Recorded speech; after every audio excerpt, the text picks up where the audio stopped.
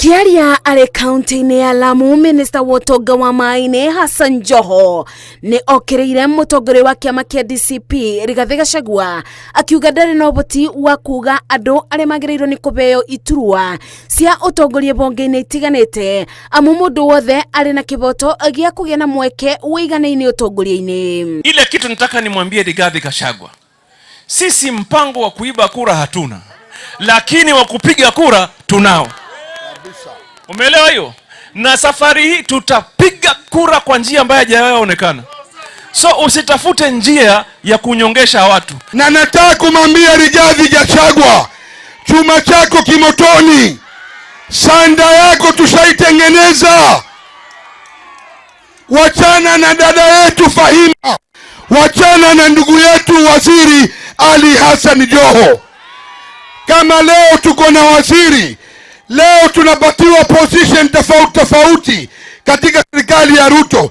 Ni kitu gani sisi watu wa Pwani ama Walamu tunatafuta jameni? Ndeto ĩno ĩkinyĩtwo mbaru nĩ gĩcunjĩ kĩa ambunge a kĩama kĩa ODM mũkĩrĩire Gachagua nĩ mĩario yake ya kuga nĩ ekũthiĩ gĩtaro kĩa Nyanza ũgwĩtia kura. Atongoria makiuga gĩtaro kĩu kĩrĩ rungu rwa kĩama kĩa ODM na Gachagua ndabatie kũmera ũrĩa megwĩka.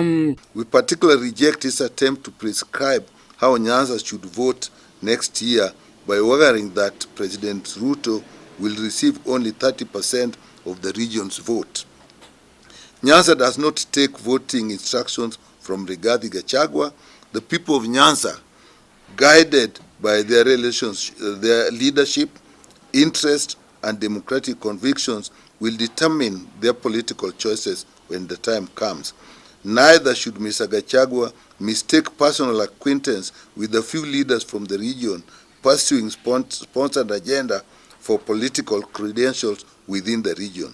Kuringana na bunge aya, mĩario ya Gachagua nĩ ya kĩnyũrũri kuona ndarĩ bĩndĩ arĩ arũgama na aikari a gĩtarũ kĩa Nyanza ona rĩrĩa arĩ ũtongoria-inĩ ta mũnini wa president. ODM rejects attempts to turn our people into instruments for settling personal political scores or reviving failed political ambitions.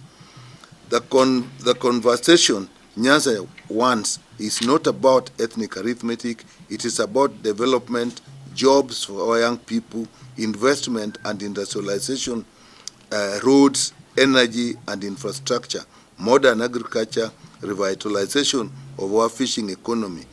If Honorable Gachagua, I think he has given up on Nyanza. He's not going to try us. But you don't provoke us and then you say you are coming.